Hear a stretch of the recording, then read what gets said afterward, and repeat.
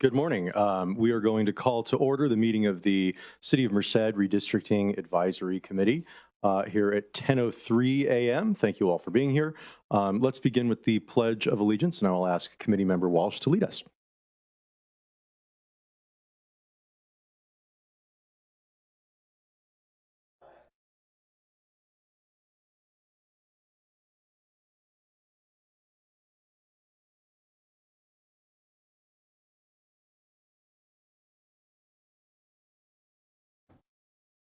Okay, agenda item C, roll call. Committee member Aldana, Present. Deanda, Morse, Heller, Present. Sykes, Present. Jones, Present. Casper, Abong, and Walsh. Present.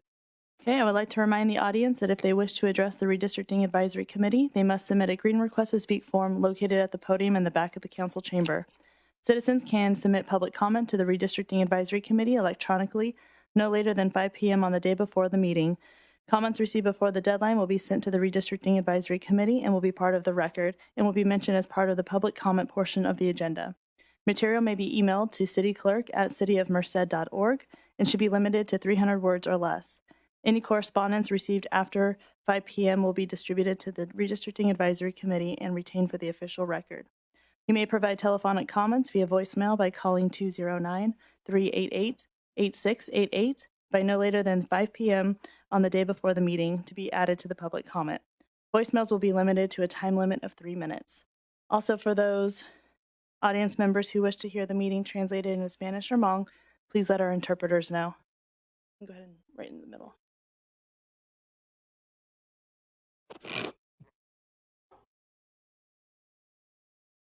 Nhớ rằng cũng bị những câu trả nó nó của tôi chạy lúc mong rồi này giờ nên từ sáng tàu lúc trong khi thả mà nó chạy nó chạy lúc mong này chỉ của tôi chạy lúc mong rồi này ở trong đó.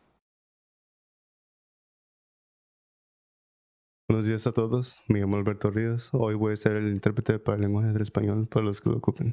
Gracias. Agenda item D, public comment. The clerk's office received emails from Maria Chavez, Ariana Molejo, Astrid Morales, Irma Navarro, Jocelyn Nago, Christian Nunez, Diana Odom Gunn, Maria Salazar, and Casey Steed. The clerk's office also received a voicemail that was received before the 5 p.m. deadline, and if it's okay with you, Chair, I can go ahead and play that. Please.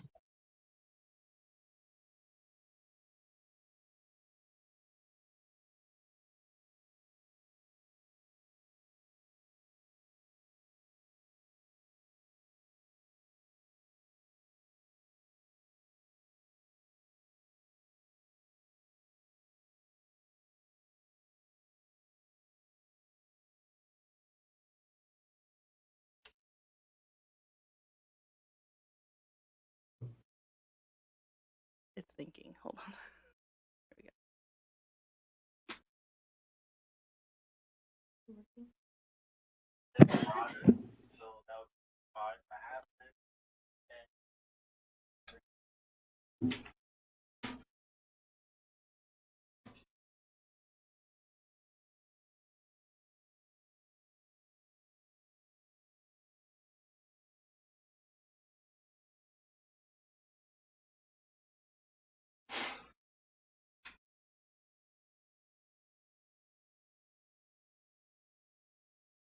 We thank those in the audience and those at home for indulging us with your patience. Technology can be unpredictable.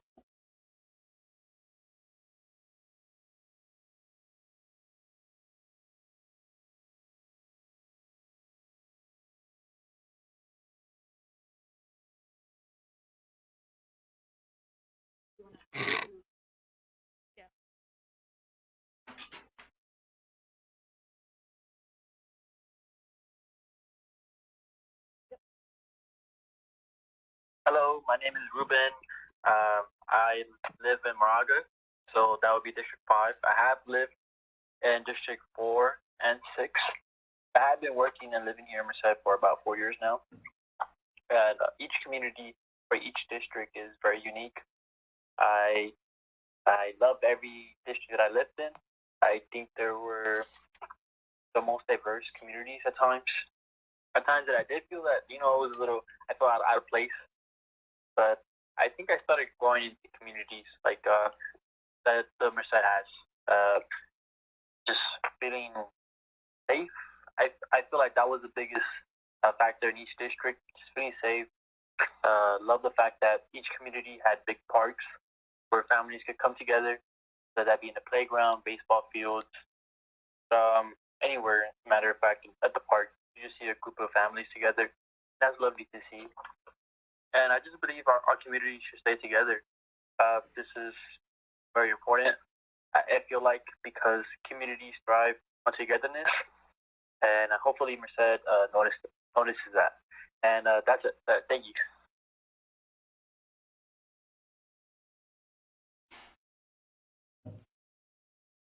Madam Clerk, before I move forward, I just want to clarify. I want to make sure. I assume all of our cards are for F1, or do we have any for general public comment? Correct. They're for F1. Great. Thank you very much. So I think that takes us to the consent calendar, item E1, correct? Correct. So agenda item E, consent calendar. E1, Redistricting Advisory Committee minutes of December 1st, 2021. I would entertain action at this time from any member of the committee to accept those.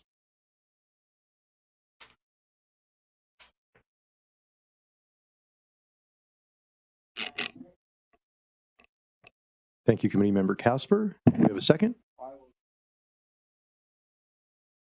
Thank you, Member Deanna. We have a motion and a second. We have a motion by Committee Member Casper and a second by Committee Member Deanna. With a roll call vote, Committee Member Aldana, how do you vote? Yes. Deanda? Yes. Morse? Sykes? Yes. Jones? Yes. Casper? Abong? Walsh? Yes. And Chair Heller. Yes. And the motion passes unanimously. Agenda item F, public hearings. F1, public hearing to be heard at 10:15 a.m. to receive a report from staff. Well, I guess we should probably wait for 5 minutes. Yes. That was my bad. Jumped ahead. We'll take a brief break. Yeah, we have the public hearing noticed for 10:15. So in complying with the Brown Act, we're going to take a short break. Thanks for your patience.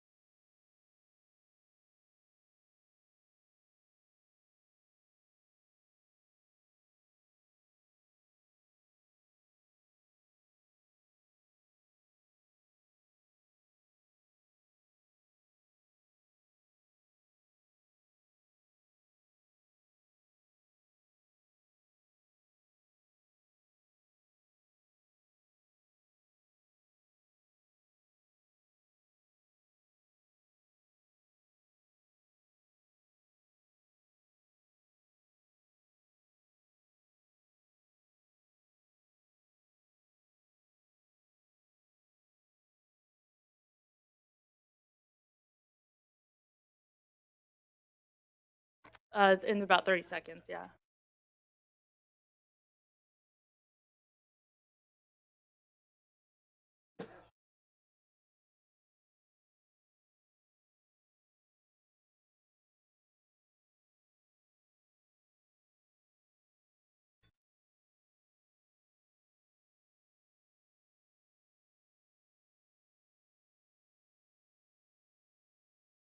All right, ladies and gentlemen, we are at 10:15, so I'm going to call the meeting of the Redistricting Committee back to order, and we're going to open the public hearing. Okay, agenda item F1, public hearing to be heard at 10:15 a.m. to receive a report from staff on the redistricting process and permissible criteria to be considered to review submitted draft maps and to make a recommendation to council for consideration. Well, good afternoon, or good morning, I guess. We will be doing this in tandem. Our consultant is joining us via Teams, and I'll be running the PowerPoint on his behalf. You do have copies of this PowerPoint that were provided to you on the dais, and it will be posted on our redistricting website once this public hearing is completed. Jeff, are you ready to go? Yes, I am. Will I be able to see it on my screen, or should I open up my version? You should be able to see it. Hold on, we need to share the screen. Just a Madam moment. City Manager, before we do begin, are there any clarifications that the city wants to make with regard to the original published PowerPoint? Yes, actually, I'll do that now while we're working on getting access to the Teams portal of the PowerPoint. So we did, it was brought to our attention that a few council member resident locations were inaccurately depicted in the tool online. And so that did lead to a misrepresentation of pairing in the maps. So map 203 does not have a pairing conflict. As a result of that, we did dig deep into that early this morning. So I wanted to share that with all of you. There is no pairing conflict there. For some reason, the representative of District 5's address in the tool continued to be depicted as being in District 3, even without any changes in the maps. And so that was a tool anomaly that was discovered early this morning. So the PowerPoint has been updated to actually remove the pairing data. And as we shared with our previous workshop last week, that's actually the criteria that's really not essential to your evaluation of the maps being presented.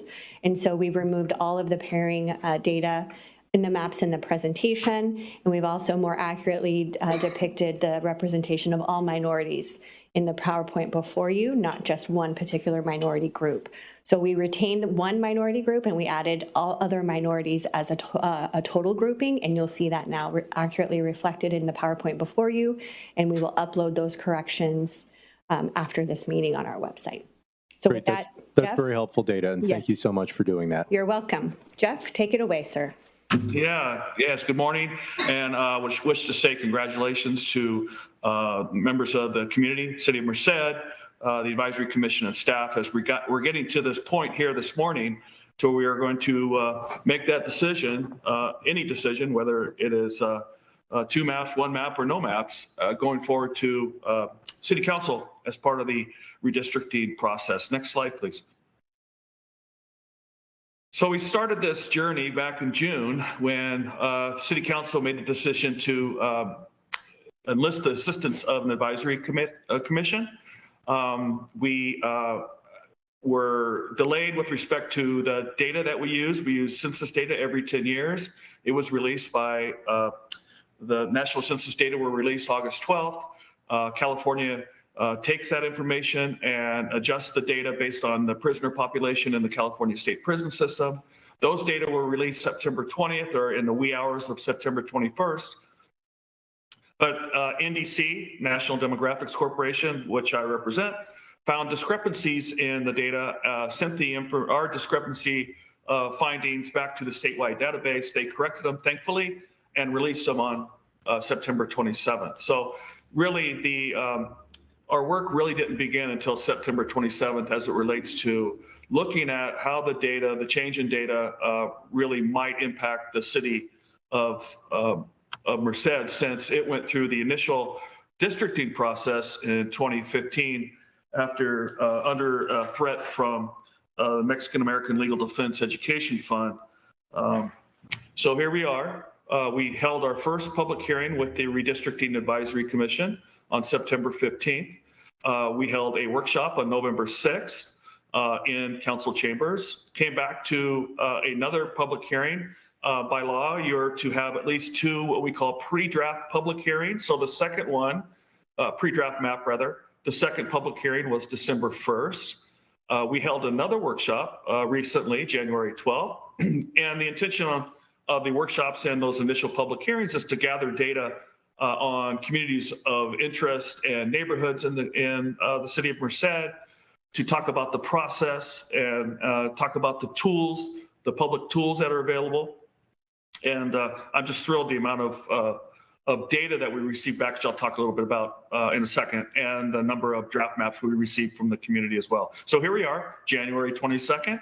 We're going to look at the draft maps that have been submitted, the data with respect to communities of interest, and it's the intention of this commission to recommend up to 2 draft maps to council. So when it meets on February 7th to look at your recommendation to discuss the draft maps, it will also have an opportunity to accept additional maps. There is a deadline of January 24 at 5 p.m. If the community or anybody wants to submit additional draft maps. I should note that when council meets on February 7th, it will see all maps that have been submitted and can still consider maps that may have been passed up today in its decision-making process. It doesn't have to do that, but it has that flexibility. And then on March 7th, it is hoped that council will discuss and determine a final map. And again, there is a deadline for members of the community to submit a draft map for consideration for that particular March 7th public hearing. Next slide, please. I forgot that you're driving. So here we are. We're talking about the rules and the goals here. We must follow federal laws. Our intention is to get equal population in each of the 6 council districts. And that's, I think it's just a hair under 15,000. I'll show you that slide in a second. We must follow the Federal Voting Rights Act. We do not want to dilute the voting strength of the protected class. And we'll talk a little bit more about that. And we can have no racial gerrymandering. Now for California, we shift to the Fair Maps Act, and we must follow in this particular order as we're considering, after we recognize the federal laws, we must have districts that are geographically contiguous. To the extent practical, and every one of these particular criteria start off with to the extent practical. We must not divide neighborhoods or communities of interest and communities of interest. We must strive to have easily identifiable boundaries, and then, as we know in the Central Valley, things like roads, major roads, highways, Highway 99, et cetera, railroad tracks, those are pretty easy to identify, or major roads that we're all used to in our respective cities in the Central Valley. And we want our districts to be compact. We don't want to have funny looking fingers. We don't want to bypass one district to reach in to grab a segment of the community, et cetera. And we shall not favor or discriminate against a political party. Previously, you may have seen some of the other traditional redistricting criteria or options. We made a decision to remove that, so there is no bias, as the city manager was actually talking about earlier about pairing of council members. That should not be a consideration as you look at federal laws and the Fair Maps Act. Next slide, please. So when the city adopted its first plan in 2015, these were the data. You could see the total population, the Hispanic, non-Hispanic, Black, and Asian American community overall were the minority majority. And the same would apply with the citizen voting age population. Citizen voting age population is not necessarily those who are registered to vote, but they are eligible to vote, that are citizens. Excuse me. The ideal population to be balanced, and again, this was based on 2010 census data. Those were the data that had to be used when the city of Merced went to by district elections. So 13,140. And this was the map that the city came up with. So next slide, please. So based on the 2020 census, you will see that there are, in all the minority groups, there are increases across the board. And then there is a decrease in non-Hispanic white population in the city of Merced since the 2010 census, which further strengthens the majority minority situation that we have in the city of Merced. And here we have the ideal population. I was a little over 500 shy of my estimation, 14,447. So that's what we're looking at. And that was our charge when we were looking at draft maps. Because again, number one, when we're making decisions with respect to these maps, we want to come to equal population in the 6 districts. And the courts have allowed us to go up to a 10% deviation from that. And what I'm talking about here is there is a bold number on that chart. It's the upper right-hand corner. It's the 4th cell down or 3rd one beneath total. It's 27.53. That's well over the threshold of 10%. And how do we get to that number? Well, we take the highest number, and in this case, that would be in District 6. It's 15.88. And then we take then we take the highest negative number. That's kind of an oxymoron. And we find that in District 3. It's negative 11.66. In other words, District 3 is 1,685 shy of the ideal population. So you add those two numbers together, negative 11.66 plus 15.88, and that's where you get your deviation total of 27.54. So when we're going through the draft maps, and I'm going to note the deviation number on each of those maps, that's how we get that figure. Clearly, if each one of them had 14,447 in each of the 6 districts, the deviation would be 0. Next slide, please. So we, again, a big part of our work was gathering information on neighborhoods and communities of interest. We had a robust response. I can't tell you how tickled I am with respect to the involvement from the community. And I have to tell you, this has to do with I believe, my non-scientific opinion here on this, that it has to do with the outstanding performance of the staff in this outreach to get residents, members of the community involved in this process. Before I go forward, I want to again share with you that when we're looking at these maps, this is one criterion. It's not the top criterion. The top criterion is equal population in all the districts. It is also, we must follow that Federal Voting Rights Act. So then it becomes California's districts that are contiguous, and then it comes to neighborhoods and communities of interest. So while this is really, really important, it's still, we have to follow the federal laws first. Additionally, it might seem simple that we are going to draw lines that represent particular neighborhoods or communities of interest. And in lots of cases, we can do that. I think some of the authors of the draft maps before you may have realized the struggle in creating and I'll say it in quotes, the perfect map, because we have to follow census blocks when we are designing our districts. And census blocks, in some cases, are like snowflakes. They are very, very difficult to match up, and they're based on population in a particular block, the geography. And so, give you an example, you'll have a long stretch of a census block, or 2 or 3, that go along, say, railroads, and they're saying, why is there a census block there? Well, they have to put a block somewhere. And those blocks must be filled in as part of a proposed district. So I wanted to share that and make sure that we do honor those who did participate. And so if they do have a question, well, why is my community of interest or my neighborhood divided? Again, we have to go back to the priorities in the laws and to the extent possible, or the extent practical. Next slide, please. So these are the neighborhoods and communities, again, as the city manager had mentioned, neighborhoods and communities of interest, rather, as the city manager had mentioned, these will be posted to the website. The members of the advisory commission, you have copies of these, I believe, as part of your packet. Next slide, please. And again, just additional information that folks shared. A lot of these responses or remarks, rather, were cut down just for purposes of brevity, and they were alphabetized. There's no hierarchy here. Next slide, please.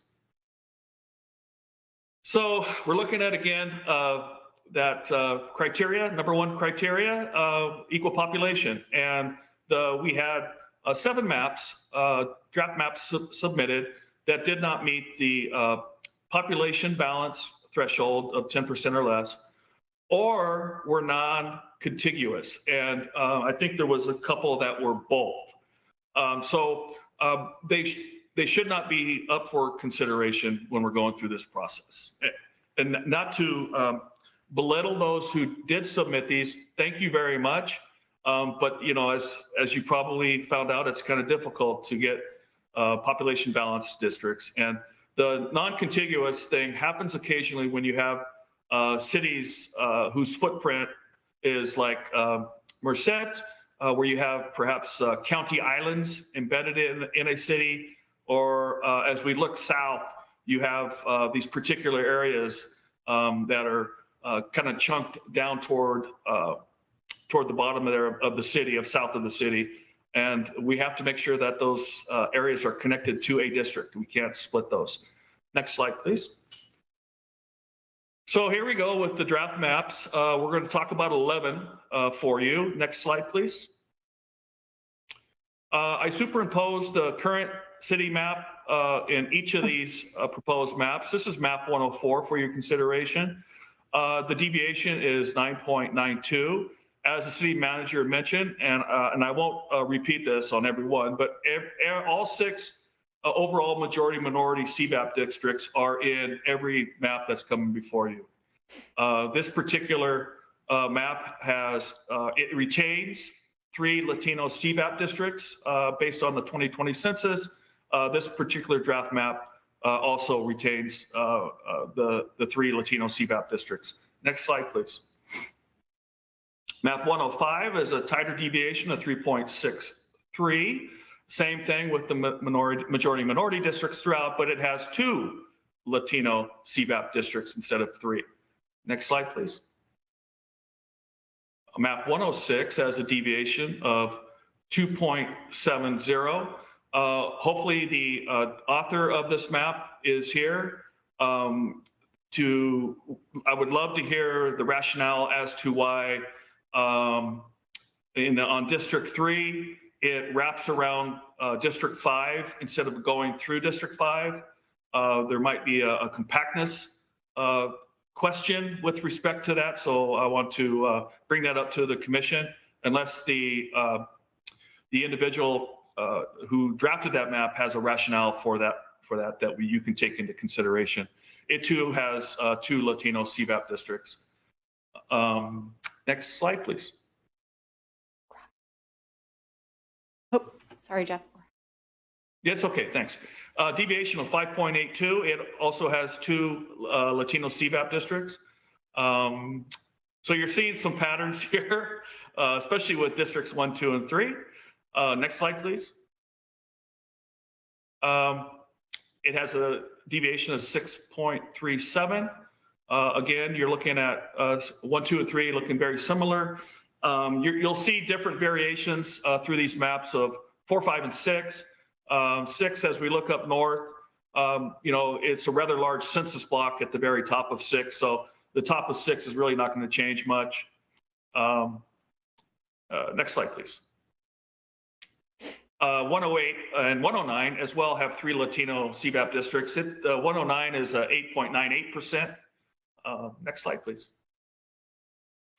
110, very similar, just a different, looks like a few census blocks difference. It has 8.96% and 3 Latino CBAP districts. Next slide, please. Very similar with map 111.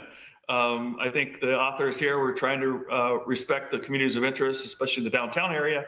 4.96% and 3 Latino CBAP districts. Next slide, please. Now, why do we have 100s and then all of a sudden we have 200s? Well, we made the decision to accept input from the community even after the January 7th deadline. There was such a fervor of folks who wanted to be involved, which is very, very much appreciative. We were able to accommodate them and to bring these maps to you this morning. So this map is at 8.92%. It has just one Latino CBAP district. Next slide, please. Very similar with map 203, similar in design. It's 3.60% deviation with 2 Latino CBAP districts. Next slide.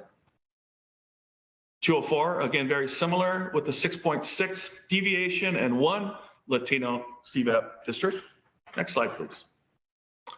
So now is your opportunity to, as you open up the public hearing, have a discussion, and then hopefully we have some action of some sort from the Advisory Commission. I will close by saying it's been a pleasure working with the Advisory Commission. The staff and the community is part of this process as we go to our next chapter with City Council. Again, thank you very much. I've loved being in Merced, working with you, even virtually at this point, ever since we started in June. And it was good to be able to come back home into the Central Valley on a few occasions. So thank you very much. I yield back to the chair. Thank you, Dr. Tilton. And before we start taking the comment cards from the public, I did have a question for the city manager. I was looking at the summary that included pairing data on page 54 of the original agenda. And it appears that the error that you mentioned with regard to 203 also applies to 107. And so I just wanted to confirm that. Yes, and that 107 also does not have any pairing issues. correct. That's correct. Thank you very much. And then I'll turn it back over to you so that we can invite up our members of the community. So at this time, we'll open the public hearing for comment from the public. Mr. Chair, we do have 5 requests to speak forms. How would you like to proceed? I would like to go with the 3-minute time limit, given the number of participants. I would also make a request of members of the public, particularly those who brought prepared statements, that if another speaker who comes up before you substantially or completely expresses your sentiment, please feel free to let us know that you agree with them. If you don't feel like giving extra testimony that is repeats that. So we would ask that you consider doing that. It's not a requirement. And other than that, I think we'll just go ahead and take them in the order that they were received. Thank you, Mr. Chair. Forgive me, I've never run the clock on behalf of Jennifer, so I'm going to test it really quick, if that's okay. And there she is, thank goodness, just in the nick of time.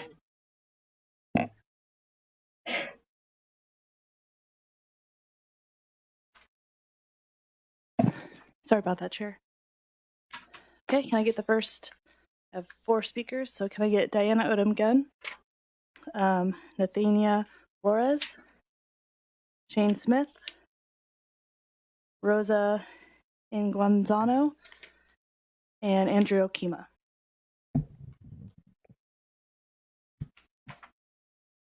Dr. Gunn, thank you for being here. You're up. Thank you. I'm Diana Odom Gunn, and I'm president of the Merced Downtown Neighborhood Association. The Merced Downtown Neighborhood Association, goes by DNA, represents several hundred downtown residents, and we strongly encourage this committee to respect the unity of our downtown neighborhoods. We are a community of interest. Make us whole by keeping us together. Our 7 neighborhoods include Ragsdale, Bradley's Addition, Muir Wood, Applegate Park, Old Town, Courthouse Park, and Spaghetti Acres. Together, we are bounded by Bear Creek at the north, Highway 99 at the south, then west to Bear Creek past V Street, and east to Glen. We are the original Merced. Our homes are unique and historically significant, mostly over 100 years old and worthy of protection. All of our neighborhoods identify themselves as downtown and are working with DNA toward honorary historic designations in various stages. All of our neighborhoods share common needs, interests, and concerns. Unlike newer neighborhoods, our downtown has aging infrastructure that needs maintenance. Unlike newer neighborhoods, we lack a maintenance district or mellow roofs to do that. Unlike newer neighborhoods, we have considerable traffic, cars, bicycles, and pedestrians, which bring us special concerns.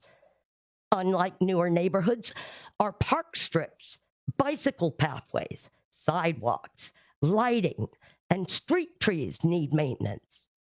Our historic parks, Applegate and Courthouse parks, need attention regularly. Laura Fountain most keenly at this time. Our common interests require a dedicated council member to advocate for our unique needs. Splitting downtown into 2 or more districts undermines our advocacy needs and creates conflicts of interest with newer neighborhoods. Maps 107, 202, 203, and 204 retain the unity of downtown neighborhoods, and DNA finds these maps acceptable. Among those, we prefer map 203 as the best reflection of our neighborhood integrity.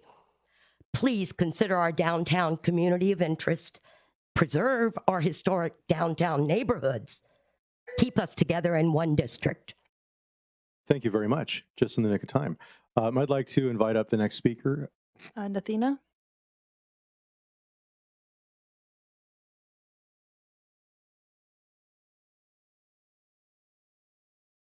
Welcome. Thank you for being here. Hi, is it okay if I take off my mask? Okay, sorry. Good morning to you all. I was coming to just put my opinion regarding the map of 106. I actually think that it would be a better idea because I know it is divided by the 2 Latino section area, and you guys had concern regarding that. I personally am on the borderline of the current map that you guys have provided for the District 3 and 4. I live personally on West 24th Street, so it's literally on the border area. I personally been living here for about 7 years almost already. And when I came from Santa Cruz County. I came up here because I was told it was a better area. And it's nice to be near the ocean and all, but it's nice to see mountains and all that. So I came over here, I brought my family, and I did have personal struggles I do have children in every grade level from elementary, middle, and high school. So I can personally relate, and I came to speak regarding those issues. Because if the map stays as the one that you guys are presenting, it is good, but 107 does help like more of the community with the Latinos and my street. We're not just Latinos, there's African Americans, a big amount as well. And we like to see our neighborhood grow, and this map that's going to be created is going to be effective for 10 years. So as I stated, I do have kids from each like group of the district. And I like to see that to be able to get to attend to like the streets that are in our area. I want us to be proud of our city. Even though I haven't been here that long, and most people probably have, but I want us to still have that pride that can be created. And I believe with map 107, we can help our community grow, and it can really be a positive way. Like everyone's brags and talks about Fresno has this, Fresno has that. I believe that I want for people to brag about our city, to be proud of our school districts. Like Fremont Elementary, for example, they have a lot of great programs that help our children succeed because they know the fact that those children are going to grow up and they can be on the board with y'all soon. So I think that very highly of 107 that can really help our community grow for the next 10 years. And if any changes may be needed by then, within the 10 years, well, so be it. But as of right now, we can at least try to help our community in every positive way to help like everything be treated right. And I believe that we have the right to like help our children because they are our future, and they need to be able to be proud of their city and I'll say, I can't believe my street's like this, or I can't believe my street's like that, or my community acts this way. We had to find and teach our children to be proud of our city, to see the positive that we can create. But by these mappings, they may not understand what's going on, and we can try to explain it to them. But as they grow, their mind, sorry, they'll No, you can finish understand. your thought if you'd like. As they grow their mind and all, they're going to realize growing up, wait, my parent was actually trying to help me in a certain way that they don't understand, but they'll know the effective of the map will do. So I just want to put that word in. I apologize, it took long. Great. Well, thank you very much for your testimony. We appreciate it. Next speaker. Shane?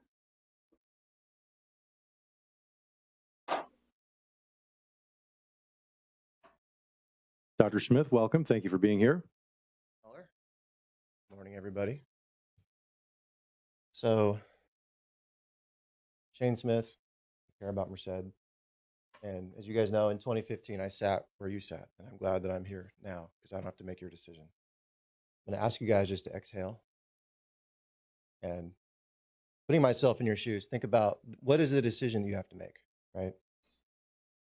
You guys are an advisory committee. You're doing a great job getting public comment. We're identifying issues. We're packaging community input, but you're kind of teeing up a discussion. The city council is going to decide.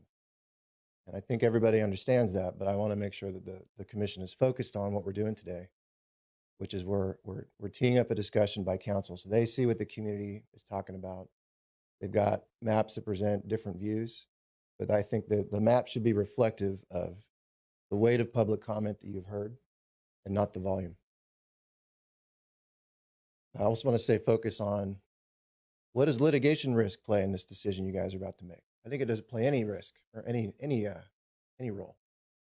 The consultant's presentation seemed to be talking about, we got to do things a certain way. This commission obviously wants to follow the law. But at the end of the day, the decision of what map is going to be adopted by council will be a political decision within the bounds of the law. I'd ask you guys not to be swayed about what are the litigation risks of making political decisions. That's not for this body. That's for city council. So what do I ask this commission to be thinking about? The weight of public comment, not the volume, not the organization of the speaker.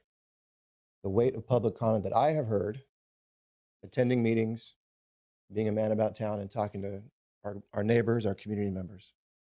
A contiguous downtown, a contiguous South Merced. Bear Creek is a midline. North Merced, wonderful growing Merced suburbia. How do you impose structure on that? I'd ask you to look at elementary school attendance boundaries. And I'll paint with a broad brush, but something like the maps in 203 and 204 accomplish that. I think if you overlay the Merced City School District attendance boundaries, you would see that they sort of roughly approximate 4, 5, and 6 in those maps. And they have the benefit of a largely intact downtown, of a wholly intact South Merced. Bear Creek is the midline.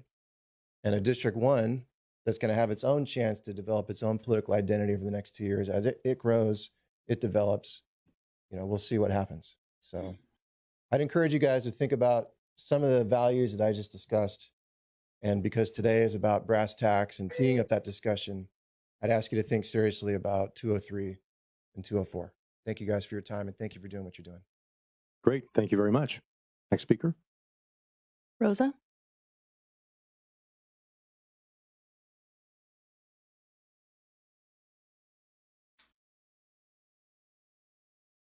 Welcome, and thank you for being here. Thank you so much. Can I remove my face mask? Yeah, thank you. Are there commissioners? My name is Rosa Guanzo, and it is important that my community remain together and be able to elect a candidate of choice. It is important to create districts that follow up the Fair Maps Act, to create callable maps and keep communities of interest whole. I support the map Merced Forward Together 106 because it creates 3 districts with the Latino CBAP over 50% priorities keeping communities of interest whole, and will ensure a similar percentage of population deviation. This map also takes into account current and future run of the city on district District 6. The Forward Together map was created with input and support from dozens of Merced community members representing all six districts. Please support the map 106. Thank you. Thank you very much. Andrew?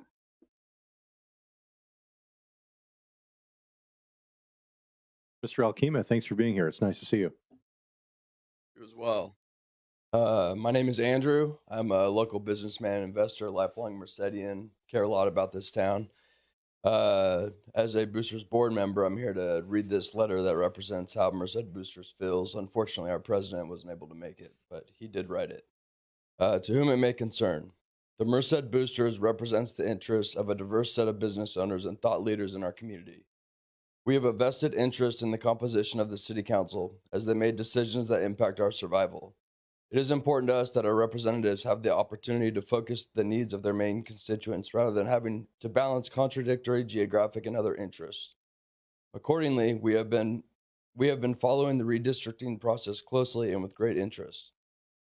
All of the public testimony seems to express the same important themes, namely that 1, growth patterns in the north and east have made Bear Creek the most natural dividing line between the two sets of 3 districts. 2, residents, including Mr. Hubbard from South Merced, seem to prefer that older neighborhoods should be paired with other older neighborhoods, and newer developments should likewise be kept in the same district. And we believe this makes sense. 3, it is critical to many of our revitalization efforts, including our own, that downtown neighborhoods finally be given a voice in one cohesive council district so that we can address quality of life issues in some of our city's most promising areas.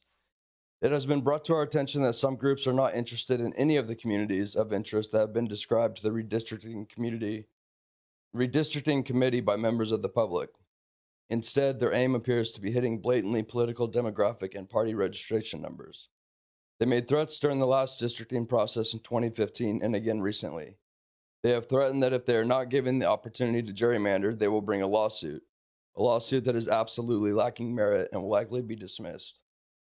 We are here today to tell you that if maps are chosen that ignore and discard all of the robust public testimony that we just have described, there will be an equal risk of suit from community members and neighborhood groups, and the Merced Boosters and individual members of our organization will likely participate as well. The bottom line is this: people are going to threaten to sue you no matter what you do.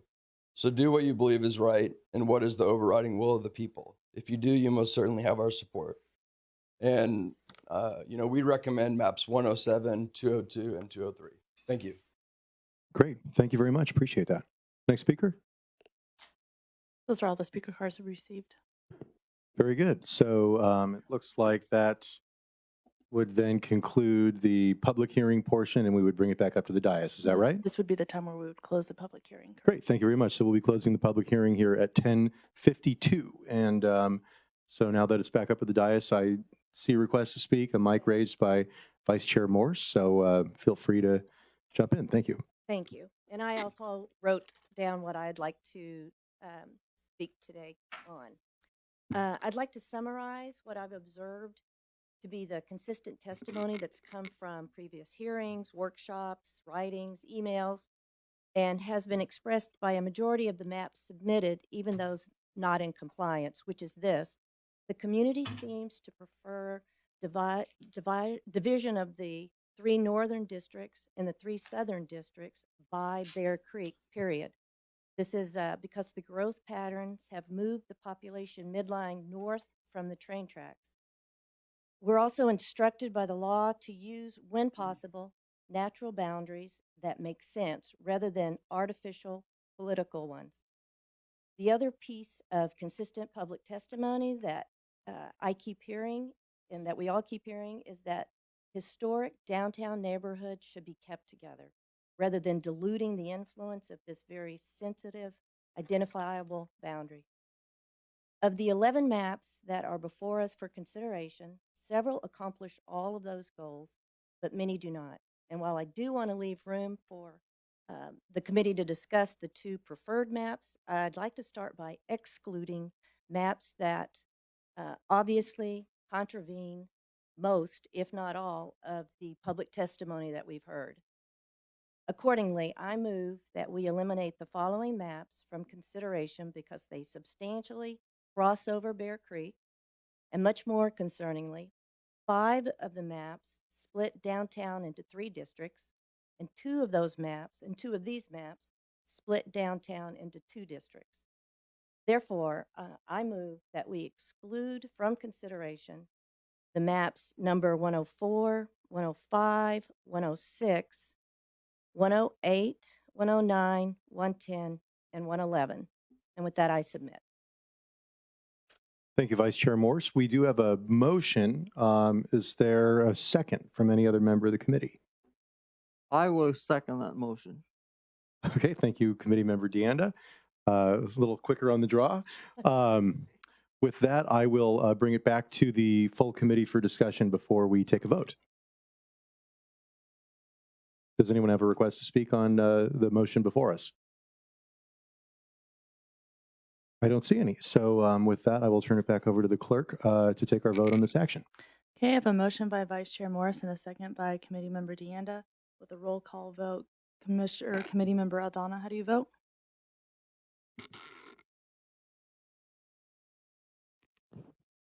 Yes. Deanda? Morse? Aye. Sykes? Aye. Jones? Aye. Casper? Abong? Walsh? Yes. And Chair Heller. Yes. And the motion passes unanimously.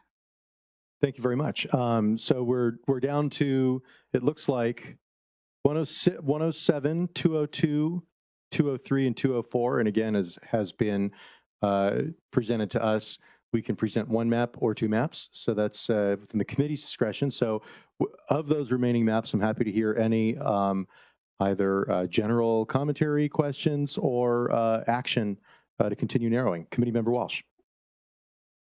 I would ask, I've heard that we could make a recommendation of 2. Is there anything magical about 2? Could if the, and I'm not suggesting that at this time, but if the advisory committee thought that there should be 3 to go forward, is that possible? That's a question, not I'm not making a motion at this point.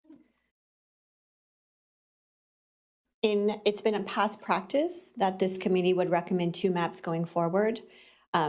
Obviously, your recommendation carries weight with the council, but at the end of the day, your recommendation is not policy. So I don't know that there was anything that would preclude us from the 2, but I would just lend the fact that it is a past practice. You would encourage us to focus on 2, but I just was. Your narrowing the maps will help the council do the same. Thank you. Thank you. Anything else from the committee?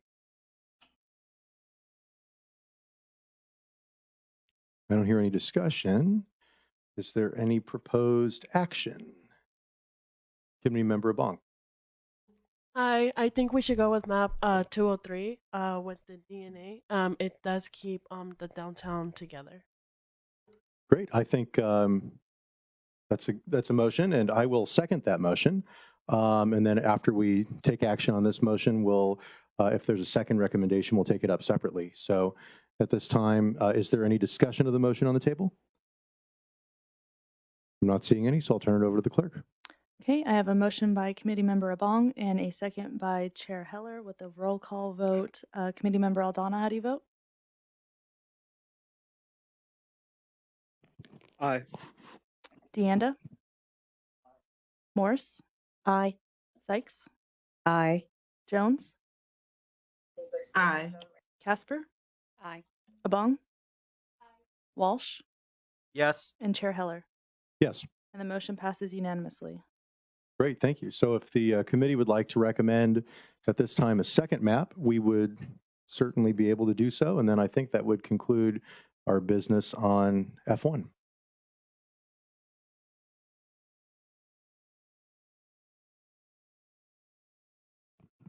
I would like to recommend map 107 for consideration. Okay, we have a motion by Committee Member Aldana. Do we have a second? I second. Second from Vice Chair Morse. Any discussion? Hearing none, I'll turn it over to the clerk. Okay, I have a motion by Committee Member Aldana and a second by Vice Chair Morris with a roll call vote. Committee Member Aldana, how do you vote? Aye. Deanda? Aye. Morse? Aye. Sykes? Aye. Jones? Aye. Casper? Aye. Abong? Walsh? Yes. And Chair Heller. Yes. And the motion passes unanimously. I believe that now takes us to agenda item G1, committee comments. Is that correct? Correct. Agenda item G, business. G1, committee comments. Thank you very much. And at this time, any general commentary from the committee, impressions or recollections from the process? This is sort of the swan song moment for those of us that want to share just general stuff. So happy to give everybody that opportunity.